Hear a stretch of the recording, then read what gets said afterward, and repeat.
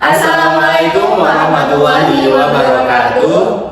Halo teman-teman semuanya, kembali lagi bersama kita di podcast Kata Kita.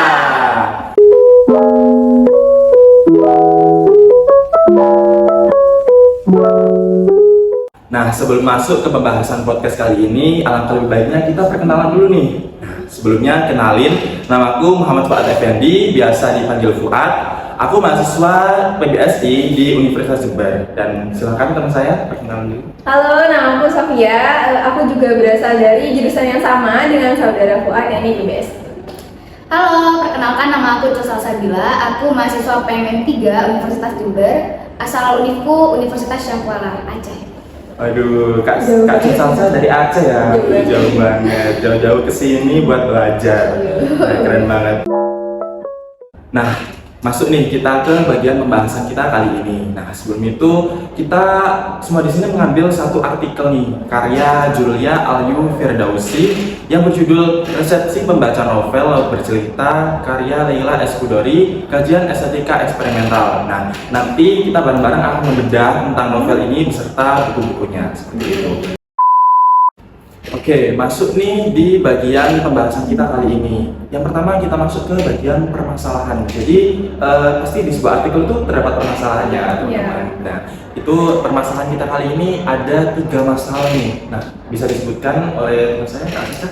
Oke, jadi di sini masalahnya itu ada 3. Yang pertama, respon pembaca berdasarkan gambaran penilaian umum terhadap novel Laut Bercerita ini. Nah, jadi gambaran umum itu maksudnya adalah pembaca ini memberikan sebuah gambaran umum nih Kak terhadap novel tersebut. Jadi memberikan sebuah pendapat. Ya, ditanyainlah secara bebas-bebasnya tentang novel tersebut. Cuma gitu aja sih. Berarti secara umum gitu ya, Iya, Kak, betul. pendapat dari para pembaca. Oke, masuk ke nomor 2 nih, Kak. Oke, untuk poin yang kedua itu tuh ada respon pembaca berdasarkan 20 kriteria khusus terhadap novel Laut Bercerita. Nah, 20 kriteria khusus yang peneliti lakukan ini ada banyak banget sih Kak. Ada konflik, ada tokoh, atau ada alur, atau ada keminatan, dan lain sebagainya. Banyak, nanti kita akan bahas secara lebih detail. Oke. Dan yang terakhir, Kak, boleh. Untuk yang terakhir, estetika resepsi berdasarkan teori 7 tesis oleh Hans Robert Jauss terhadap novel Laut Bercerita. Nah ya, jadi kan Yaus ini terkenal sama 7 tesisnya nih, yang pasti dalam resepsi pembaca ini pasti digunakan nih biasanya si Yaus ini dengan 7 resepsinya. Nah itu ada jarak estetik, tergantung horizon harapan pembacanya juga, dan lain sebagainya nanti. Aduh, teman-teman pasti udah pada penasaran ya. Aduh, cukup dulu ya kayaknya. Nah, tadi kita kan udah membahas nih tentang permasalahan yang terdapat pada penelitian ini. Nah, sekarang kita masuk nih ke bagian metode penelitian. Untuk metode penelitian ini menggunakan metode penelitian kualitatif, di mana datanya itu diambil dari pembaca-pembaca yang terdahulu gitu. Nah, untuk pembaca-pembacanya dijelaskan oleh Mas. Oke, jadi dalam penelitian ini tuh ditemukan 2 jenis pembaca. Yang pertama itu ada pembaca dahulu atau pembaca yang mengalami langsung kejadian atau peristiwa 1998 ini gitu, atau disebut juga sebagai pembaca diakronik gitu ya. Terus satu lagi itu ada pembaca sekarang, di mana pembaca yang lahir setelah peristiwa 1998 atau disebut juga dengan pembaca sinkronik. Jadi itu ya yang menyebabkan penelitian itu memakai 2 jenis penelitian ya. Iya, betul. Jadi diambil dari 2 sudut pandang yang berbeda. Iya. Ada yang mengalami pada masa itu dan ada juga yang tidak mengalami pada masa itu, namun juga bisa mengasih pendapat juga gitu. Nah, untuk metode ini sendiri itu yang dipakai dalam penelitian itu ternyata eksperimental. Jadi pertama-tama itu pembaca itu disuruh membaca novel Laut Bercerita ini sekali, kemudian disuruh membaca lagi nih Kak. Untuk yang kedua kalinya membaca novel itu secara benar-benar ya tentunya. Lalu yang ketiga itu peneliti membuat sebuah pertanyaan dan diberikan kepada pembaca, dan pembaca itu menjawab nih. Pertanyaan itu bisa melalui Google Form atau kuesioner dan sebagainya. Nah, masuk nih kita ke bagian hasil dari pembahasan kita kali ini. Jadi tadi kan kita udah menghitung nih ada 3 permasalahan yang akan kita bahas kali ini. Nah, sebelum itu kita akan bahas satu persatu nih. Yang pertama yakni respon pembaca berdasarkan gambaran penilaian umum terhadap novel Laut Bercerita. Nah, apa kakak ada yang tahu tentang gambaran umum? Oke, Oke, jadi gini, gambaran penilaian umum itu tuh di mana responden diharuskan untuk menjawab beberapa pertanyaan atau memberikan gambaran penilaiannya itu secara umum gitu. Maksudnya kayak apa ya? Memberi rating gitu. Iya, memberi rating. Terus kita juga bisa memberikan pendapat dengan rentang nilai 1 sampai 4 kayak gitu. Jadi membaca itu nilai ya, dikasih nilai. Jadi nanti kayak ada penilaiannya gitu ya. Terus untuk totalnya itu ada sekitar 107 responden. Untuk penilaian ini ya, Ini cukup penilaiannya banyak ya. iya banyak banget. Banyak. Jadi kayaknya untuk dibahas itu terlalu banyak di Iya, sini betul. sebetulnya. Mungkin kita sebutin dari perwakilan-perwakilan saja dan dikit-dikit gitu. Nah, masuk ke permasalahan yang kedua nih Kak. Nah, tadi kan udah disebutkan tentang 20 kriteria khusus. Jadi permasalahan 2 ini menyinggung tentang 20 permasalahan khusus ini. Nah, respon pembaca berdasarkan 20 kriteria khusus terhadap novel laut bercerita. Nah, itu gimana nih Kak? Untuk 20 kriteria khusus itu mungkin terlalu banyak ya kalau kita bahas semua, apalagi ada 107 responden ya. Nah, di sini kita akan memberikan yang paling tinggi aja mungkin ya. Yang pertama yang sangat tinggi penilaiannya, yang pertama itu ada konflik ternyata Kak. Itu sangat tinggi banget penilaiannya. Jadi perwakilannya itu kita ambil ada nama Rani Rajman. Nah, itu katanya itu menjawab Kak, sangat-sangat berkonflik lah novel ini. Jadi ada unsur menegangkan yang membuat kita itu ikut deg-degan saat membaca novel tersebut. Nah, terutama itu katanya saat teman-teman laut dan si laut ini melakukan aksi di sebuah desa dan ada tentara ternyata yang sedang menjaga di desa tersebut. Nah, hal itu akan apa ya? Apalagi yang pas bagian sawah yang digerebek itulah pokok di novel tersebut. Nah, itu ternyata kata responden itu sangat menegangkan sampai dia itu memberikan nilai 4 ternyata. Itu tinggi banget ya di penelitian ini. Berarti yang paling tinggi itu konflik ya Kak, Iya, betul, yang udah betul. disimpulkan. Nah, kalau paling tinggi kan konflik. Terus kalau yang sedang-sedang nih Kak, apa kira-kira? Kalau yang sedang-sedang itu banyak ya. Yang pertama itu tentang dapat dipahami nggak novel ini. Nah, ternyata ada 2 perbedaan nih Kak. Yang pembaca sinkronik dan yang diakronik ternyata. Iya, betul-betul. Nah, jadi si Eito Zeus ini dia itu kan pembaca zaman 98 itu yang mengalami tragedi tersebut.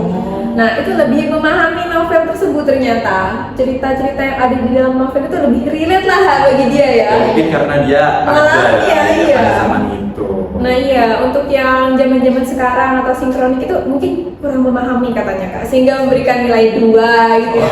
Jadi lebih banyak yang memberikan nilai rendah karena mungkin lebih banyak yang sinkronik kali ya. Nah, kali ini kita masuk nih Kak ke permasalahan yang terakhir kita akan bahas kali ini, yakni tentang estetika resepsi berdasarkan teori 7 Hans Robert Jauss terhadap novel bercerita ini. Nah, itu gimana nih Kak teorinya?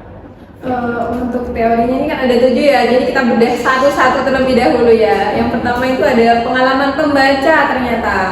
Jadi kan di sini ada pembaca yang diakronik dan sinkronik nih. Sebagai perwakilan itu kita ambil Pitanopi sebagai diakronik. Nah, Pitanopi ini ada seorang perempuan, umurnya 28 tahun dan dosen di UM Surakarta. Jadi pastinya kan, wah pengalamannya ini udah banyak banget ya. Pasti udah ahli banget, terus udah mengalami kejadian tersebut, mungkin udah melihat. Ya pasti ya, udah umur 28 ya pasti. Nah, kalau menurut kalian sendiri gimana nih relevansi Pitanopi sebagai umur 28 tahun terhadap novel laut bercerita itu? Kalau berdasarkan data di sini tuh, Pitanopinya sendiri bilang kalau laut bercerita memang menceritakan tentang peristiwa hilangnya mahasiswa pada rezim Soeharto. Kalau dikatakan relevan, ya memang relevan, tapi ini tuh udah lebih ke apa ya? Emang udah peristiwa Kisah nyata gitu. kisah nyata gitu ya. Berarti nyata ya pada masalah iya. tersebut. Udah secara langsung gitu loh kejadian. Mungkin Pitanopi ini sumber pengetahuan untuk komen seperti itu mungkin ya emang mengalami sendiri ya kejadiannya, apalagi ditambah membaca laut bercerita ini, jadi dia punya 2 ilmu lah, 2 pengetahuan. Jadi disatukan lebih kuat gitu ya. Iya. Lalu untuk yang pembaca sinkronik nih Kak, ini ada Lintang, ya ini perempuan umur 18 dan masih pelajar. Untuk relevansinya gimana? kalau dilihat dari data ya Kak Lintang ini sebenarnya tidak terlalu paham dengan bagian-bagian tersebut. Ya mungkin karena faktor usia yang dan apalagi dia kan pembaca sinkronik ya, tidak mengalami kejadian pada masa tersebut. Iya, katanya sumbernya cuma dari novel ini dan buku sejarah. Jadi kurang tahu. Iya, mungkin. Nah, untuk selanjutnya ini teori atau tesisnya Hans Robert Jauss ini adalah horizon harapan, yaitu hal-hal yang mempengaruhi pembaca, ekspektasi pembaca terhadap novel lalu bercerita ini. Nah, di sini tetap objeknya atau subjek yang kita teliti itu adalah Pitanopi dan Lintang tadi, karena banyak ya respondennya. Nah, untuk si Pitanopi ini beranggapan bahwa novel tersebut itu ternyata memiliki tema pemberontakan terhadap tirani. Nah, horizon harapannya mempengaruhi Pitanopi ini ternyata dia itu menemukan di novel tersebut bahwa ada ada tempat yang asik ternyata di Jogja. Jadi dia sudah tidak memikirkan tentang kejadian itu, kisah itu udah beda ya ternyata. Jadi ya ekspektasinya itu yang indah-indah. Iya, ternyata ekspektasinya untuk mencari itu ya tempat nongkrong. Bukan malah cocok sama peristiwa yang sebenarnya gitu. Mungkin dia udah hatam kali ya, jadi nggak peduli lah sama ceritanya.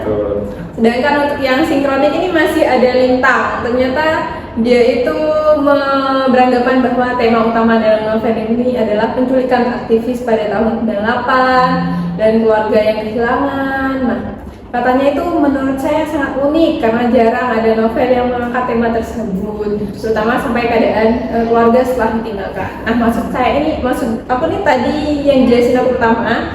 Di sini di buku ini ada dua sudut pandang. Yang pertama itu ada sudut pandang dari laut, yang kedua adalah sudut pandang dari Asmara Jati. Nah, hal ini itu yang menyebabkan Lintang mungkin berkomentar demikian ya. Karena kan yang pertama sudut pandang si laut yang meninggal, jadi yang berjuang. Nah, untuk yang terakhir itu ada sudut pandang Asmara Jati dan keluarganya yang ditinggalkan. Jadi lebih emosional gitu rasanya saat mengalami membaca sudut pandang orang yang ditinggalkan gitu. Nah, si Lintang ini ternyata horizon harapan yang ditemukan di dalam novel ini, dia itu malah menemukan acara kemisan Kak. Kakak sendiri tahu nggak? Acara kemisan itu ya. Nah, acara kemisan dan keadaan psikologis gitu katanya. Jadi kita kan nggak tahu ya acara kemisan ya. Jadi mungkin horizon harapan yang ditambah dalam diri kita itu mungkin saat membaca laut bercerita itu emang sama sih kayak Lintang kayaknya ya. Karena kita kan nggak tahu ya acara kemisan hal baru. gitu. Acara kemisan itu saat si laut ini dan teman-teman aktivisnya ya pada saat itu sudah meninggal. Dan itu diadakan acara kamisan ternyata Kak, upacara untuk berdoa bersama-sama. Karena kan banyak mahasiswa yang tewas, yang hilang dan sebagainya, bahkan tidak ditemukan. Jadi sudah dianggap tewas juga. Lalu diadakanlah acara kamisan ini untuk mengingatnya seperti itu. Yang ketiga ya ini ada jarak estetik ya, dimana tetap lagi Pitanopi dengan Lintang. Nah, gimana tentang Pitanopi Kak? Pendapatnya tentang film kan laut bercerita ini kan udah dijadikan film pendek Kak. Udah. Ternyata peneliti ini menanyakan juga tentang filmnya. Mungkin karena penasaran juga ya terhadap respon pembaca. Apakah itu relevan dengan novelnya? Mungkin gimana Kak dari Pitanopi dan Lintang? Oke, berdasarkan dari data ya, pendapat dari Pitanopi ini sendiri tuh dia udah pernah nonton film pendeknya, tapi mungkin respon dari dia sendiri tuh nggak terlalu menikmati. Mungkin karena kan filmnya itu tuh dari zaman sekarang, mungkin dari segi peran, penokohan mungkin nggak terlalu ini gitu ya. Jadi kurang relate ya mungkin kurang relate. Mungkin ya. Kalau nggak dia udah hatam kali ya. Udah hatam ya. Apalagi dosen loh. Ya ampun. Lalu yang keempat ini ada semangat zaman nih Kak. Kan dalam novel laut bercerita ini tuh banyak disebutkan semangat zaman pada saat itu ya. Ada kisah tentang wayang yang pada zaman itu tuh ya booming banget lah wayang. Beda kan sama zaman sekarang ya, kita bahkan nggak tahu mungkin ya Terus ada Mahabharata, kisah-kisah Mahabharata di dalam novel tersebut disebutkan. Terus ada lagu-lagu lawas, misalkan yang kita nggak tahu gitu ya. Terus ada puisi-puisi lawas juga yang tenar lah pada masa itu gitu. Nah, Pitanopi ini berpendapat yang pastinya dia itu tahu ya tentang hal-hal itu karena dia itu dibesarkan oleh budaya wayang katanya. Jadi cerita dalam Laut Bercerita itu menggambarkan emansipasi perempuan. Nah, si Leila ini sendiri memang suka memakai kisah wayang di novel sebelumnya. Ternyata udah baca nih Kak novel sebelumnya Pitanopi ini yang berjudul Pulang. Itu karyanya Leila juga kan? Iya betul, ternyata udah baca. Pantesan ya dia hatam kayak gitu ya. Iya. Mungkin dia suka ya dengan karya-karya dari Leila. Untuk yang sinkroniknya dari siapa? Kalau di sini nggak ada namanya ya Kak, tapi ini ada nama emailnya itu Books Addicted gitu, edit. Jadi dia seorang perempuan mahasiswa berumur 19 tahun. Nah, kata dia ini tidak begitu mengetahui, tetapi pernah mendengar sekilas nama mereka. Mungkin nama Cuma sekedar tahu aja iya, sih sama seperti itu ya. nama-nama gitu. Wah sayang banget ya. Nah, Pitanopi ini ternyata kan dia seorang dosen ya Kak ya. Mungkin dia emang udah tahu misalkan lagu yang disebutkan itu ada Blackbird, misalnya The Beatles itu disebutkan di Laut Bercerita. Terus dia tahu wayang juga, ternyata dia tahu juga puisi tentang Sutarji Kurzumabri. Nah, sedangkan kita juga udah tahu dong pastinya. Untuk dari Caca sendiri gimana? Tahu nggak tentang sastra tentang puisi yang disebutkan itu? Enggak ya dari Sutarji? Oh belum ya. Memang ada latar belakang nggak sih yang mempengaruhi ya? Pitanopi ini kan seorang dosen ya. Ya, pastinya pengalamannya lebih banyak. Udah sering baca buku dan lain sebagainya. Mahabharata aja kayaknya aku kurang sih ya. Mungkin kurang tahu. Kalau saya pernah nonton filmnya sih Kak. Pernah nonton filmnya itu seru banget gitu. Tapi kalau cerita aslinya itu belum tahu. Sebenarnya itu Mahabharata itu dari Jawa apa dari India itu belum tahu. Soalnya seperti yang kita ketahui kan filmnya itu dari Jawa, dari India. Tapi kita dengar kisahnya kan dari Jawa, nah, seperti itu. Jadi kurang tahu nih, mungkin ada versi sendiri, versi India dan versi Jawa mungkin seperti itu. Oh ya mungkin Pitanopiti seperti itu ya mungkin ya. Lalu yang kelima ini ada rangkaian sastra nih Kak. Jadi dari Pitanopi sendiri ini dia itu sangat tahu tentang Sutarji Kurzumabri yang disebutkan di dalam novel tadi. Oh itu tokohnya Kak? Enggak, Sutarji itu ada puisinya Sutarji yang disebutkan oleh tokoh gitu yang dipakai oleh tokoh. Seperti itu. Nah katanya itu pendapatnya itu seperti ini. Saya dekat dengan Blora, tentu saya mengenal beliau, banyak judul bukunya. Tetralogi Pulau Buru, Arodedes, Panggilan Kartini saja, Arus Balik, Jalan Arang, dan lain sebagainya. Ternyata memang dia itu punya latar belakang yang emang mengetahui lah terhadap Sutarji Kurzumabri ini. Pitanopi ini kayaknya semuanya tahu ya. Iya, udah hatam dia. Pengalamannya banyak banget. Selanjutnya ada siapa nih Kak dari Sinkronik? Oke, dari Sinkronik itu ada berdasarkan data di sini dari email yang namanya Satrio, seorang laki-laki berumur 15 tahun, yaitu pelajar. Dia mengatakan bahwa sebelum membaca novel ini, saya tidak mengetahuinya pun penulisnya. Sekarang saya tahu bahwa cuplikan itu adalah hadiah dari Sutarji Kurzumabri untuk Bu Leila. Oh, hadiah ternyata ya. Berarti puisinya hadiah yang disebutin dalam novel itu.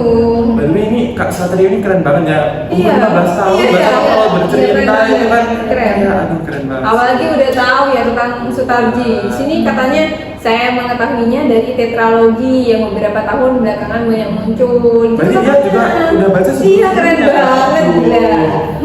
Keren banget. Kayaknya kita kalah nih sama Kak Satrio. Lalu yang keenam ini ada perspektif sinkronik dan diakronik nih Kak. Jadi mungkin dari yang diakronik dulu kali ya.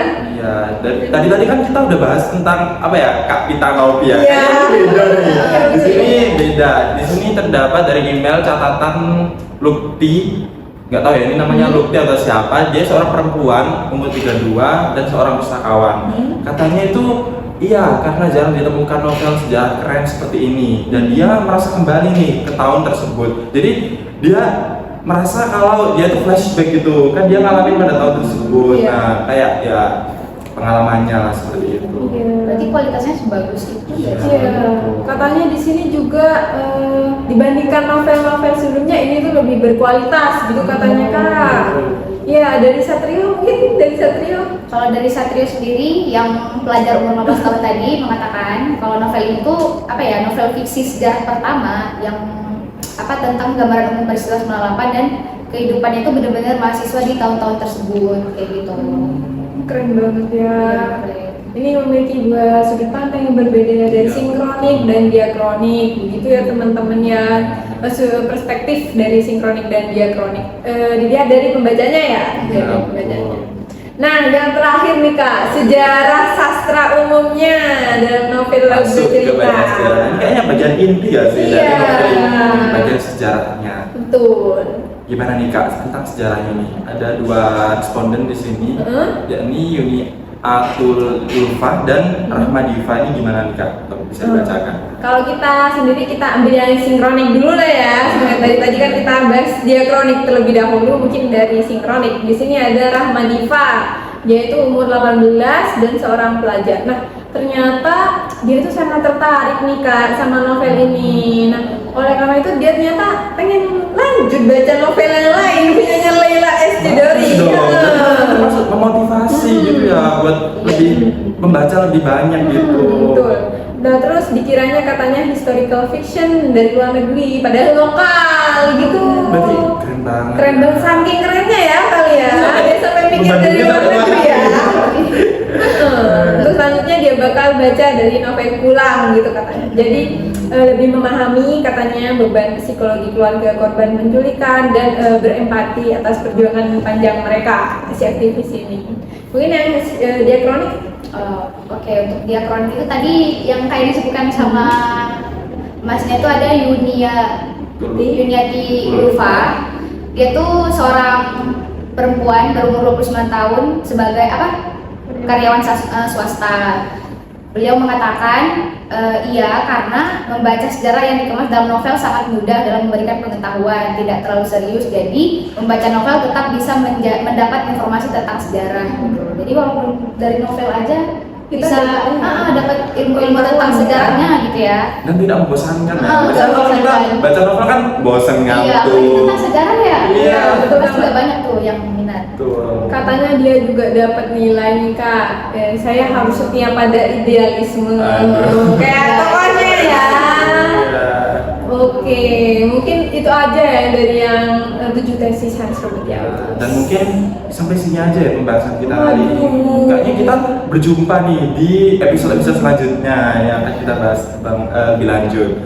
Nah, mungkin kesimpulan yang dapat kita ambil dari pembahasan kali ini gimana nih Kak? Boleh dibacakan? Mungkin kesimpulan dari penelitian ini ya, itu ada pembaca sinkronik yang lebih kurang memahami ya terhadap sebuah karya sastra yang mengangkat tema perjuangan atau tema sejarah yang lalu gitu, dan lebih relevan kepada pembaca yang diakronika gitu. Jadi hal itu dipengaruhi oleh latar belakang pembaca juga, horizon pembaca juga, semangat zaman juga.